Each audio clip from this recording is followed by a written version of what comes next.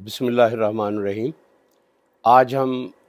YouTube پر پوچھے گئے عامر prince صاحب کے ایک سوال کا جواب دینے کی کوشش کریں گے اور اپنی گزارشات اس حوالے سے ان کے سامنے رکھیں گے۔ ان کا سوال یہ ہے کہ اسلامی تہذیب کے بنیادی اصول کیا ہیں؟ اس سے پہلے کہ ہم اسلامی تہذیب کے حوالے سے گفتگو کریں، ہمیں یہ جاننے کی کوشش کرنی چاہیے کہ تہذیب سے کیا مراد ہے۔ تہذیب معاشرے کی ایک خاص حیت کو کہتے ہیں، اور اس معاشرے کی اس خاص حیت میں جو بنیادی حوالہ ہے وہ طاقت اور معیشت کو حاصل ہوتا ہے۔ یعنی کسی بھی معاشرے میں قائم ہونے والا طاقت کا نظام اور معیشت یا سرمایہ کا نظام جو ہے وہ اس تہذیب کو تاریخ کا حصہ بناتا ہے، اور اس لیے تہذیبیں جو ہیں وہ عروج و زوال کا شکار ہوتی ہیں۔ عروج و زوال کا شکار ہونے کا مطلب یہ ہے کہ تہذیب ایک تاریخی چیز ہوتی ہے، اس میں کچھ بنیادی تصورات کار فرما ہوتے ہیں، لیکن تاریخ میں وہ عروج بھی حاصل کرتے ہیں اور پھر زوال کا شکار بھی ہو جاتے ہیں۔ عروج کا حاصل کر لینا اس آئیڈیا کی، اس تصور کی ایک قوت کو ظاہر کرتا ہے، اور زوال پذیر ہو جانا اس تصور کی کمزوری کو ظاہر کرتا ہے۔ یہاں مجھے جنرل میکارتھر کا کہ وہ تقریر یاد آئی جو جاپان کے ساتھ ان کی جو جنگ ہوئی، جنگ عظیم دوم، اس میں جب سرنڈر سیریمنی ہوئی تو وہ دیکھنا جو ہے وہ بہت ایک چلنگ ایکسپیرینس ہے۔ اس میں جنرل میکارتھر جو صاف ظاہر ہے بہت ایک متکبر آدمی تھا اور کسی کی سنتا نہیں تھا، تو وہ تقریر کر رہا ہے اور وہ کہتا ہے کہ وہ سوالات جن سوالات نے انسانیت کو پریشان کر رکھا تھا، آج میدان جنگ میں ان تمام سوالات کا فیصلہ ہو گیا ہے۔ یعنی کہ جدیدیت کے خلاف مزاحمت کرنے والی وہ تمام قوتیں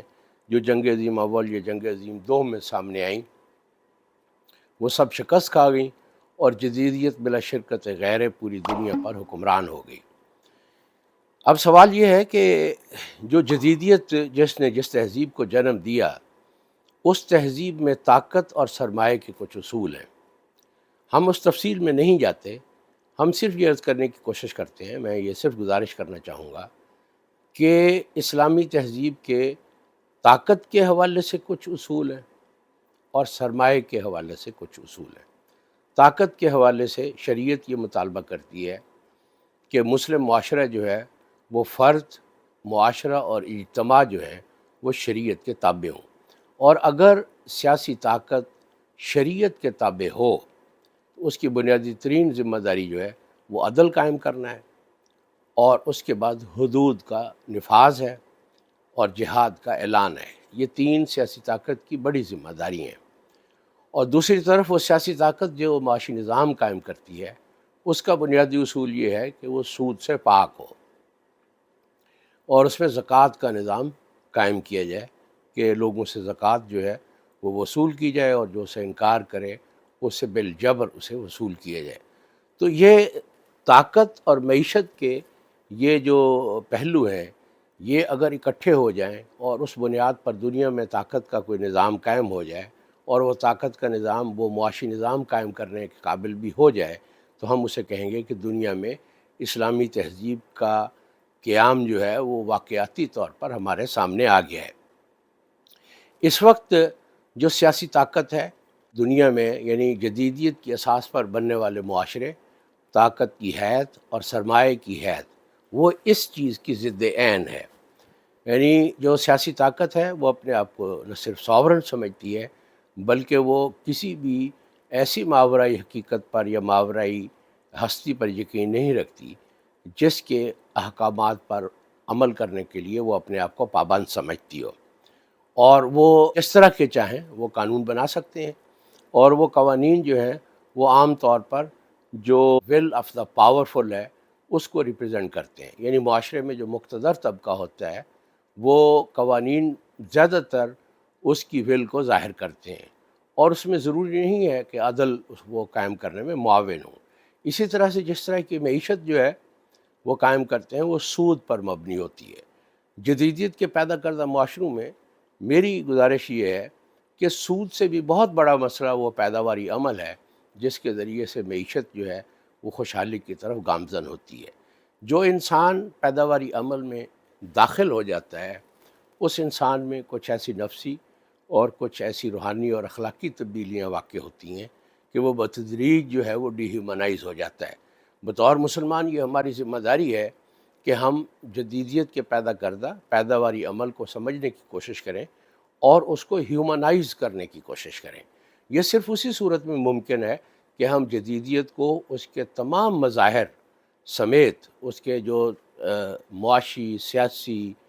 کلچرل، ایجوکیشنل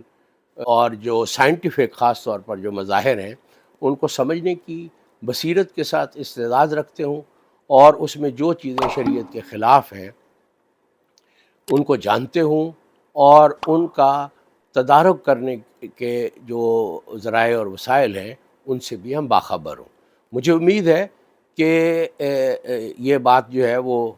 اپنی بے بضاعتی کے باوجود میں آپ کی خدمت میں پیش کرنے کے قابل ہو گیا ہوں گا کہ اسلامی تہذیب کے بنیادی اصول کیا ہیں۔ لیکن اس وقت جس زمانے میں ہم زندہ ہیں،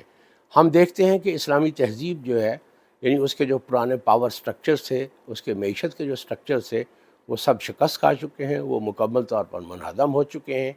اور جدیدیت کا نظام جو ہے وہ بہت ہی چھوٹی سطح سے لے کر، یعنی اس کی مثال کے طور پر ایک سکول ہے،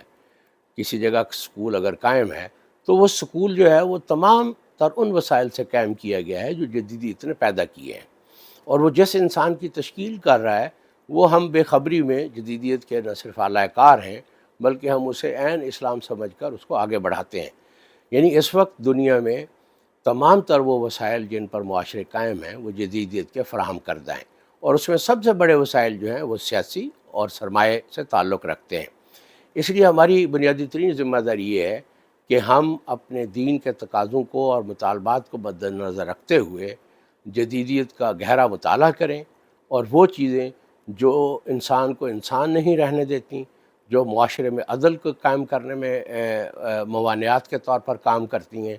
اور معاشرے میں معاشی عدل کے قیام میں رکاوٹ ہے، اور حدود کے نفاذ میں جو بہت بڑی رکاوٹ ہے، ہم ان چیزوں کو اول سطح پر سمجھنے کی کوشش کریں اور اس کے بعد عملی راستے نکالیں جن سے ہم اپنے مقصود کو حاصل کرنے میں کامیاب ہو جائیں۔ بہت شکریہ۔